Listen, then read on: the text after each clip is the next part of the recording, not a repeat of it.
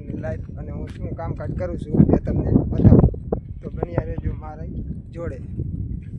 તો મિત્રો આપણે આવી ગયા છીએ આપણી વાડીએ, અને અત્યારે આપણી વાડીએ જો અત્યારે આપણા વાડીમાં આંબલીની બહુ સિઝન છે।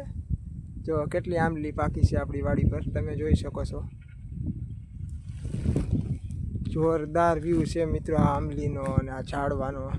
અને આલી બાજુ તમે જુઓ, અત્યારે આપણે આ ચોમાસા માટે કપાસનું વાવેતર, મગફળીના વાવેતર કરવાનું હોવાથી આપણે પડા હાંકીને મેળી દીધા છે।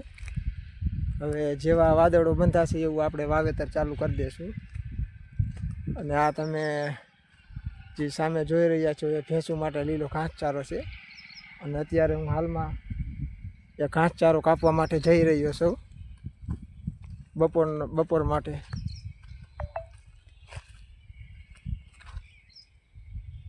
જો મિત્રો અહીંયા આંબલી, જો આંબલીઓ ઘણી બધી આપણી વાડીએ છે। જુઓ બધી આંબલીઓમાં એટલા કાતરા આવી ગયા, તમે જુઓ આ બધે જુઓ ઘણા કાતરા છે આપણી આંબલીઓમાં। તો તમે પણ જો મિત્રો આ કાતરા બૈતરાનો ક્યારે આનંદ લીધો હોય તો કોમેન્ટ કરીને જણાવજો। જો આપણે આમ હાથેથી કાતરા પકડી લઈએ એટલે દૂર નજીક સજા હાવ નીચી આંબલીઓ છે આપણી। 2-3 વર્ષ થઈ ગયા છે આંબલી વાવ્યાના, અને જોરદાર ફળ આવવા લાગ્યા છે। આ જાંબુડા છે, જામફળ છે, દાડમ છે, એટલે આપણે કહીએ તો આપણે ઘણા બધા ઝાડવાનું વાવેતર કરેલું છે।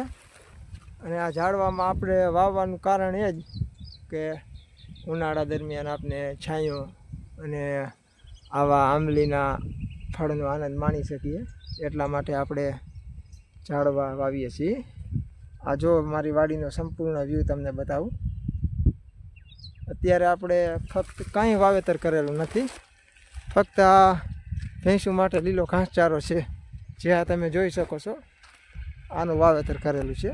હવે આ તમે જોઈ શકો છો, આમાં આપણે 5 થી 6 વાટ વાઢી લીધા છે, અને આ 6ઠો કે 7મો વાટ અંદાજિત હોઈ શકે।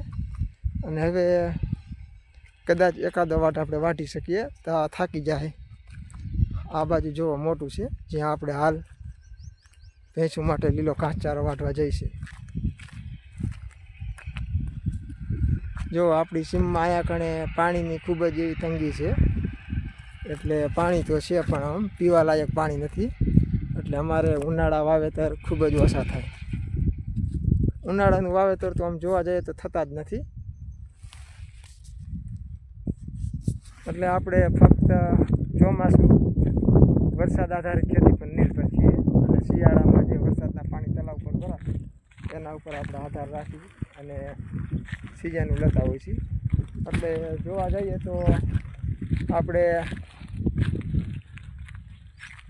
ચોમાસા પર જ આધાર રાખી શકીએ છીએ ને, બાકી આપણે બોરમાં એવા પાણી નથી કે જેના દ્વારા આપણે કપાસને એવા પાક લઈ શકીએ।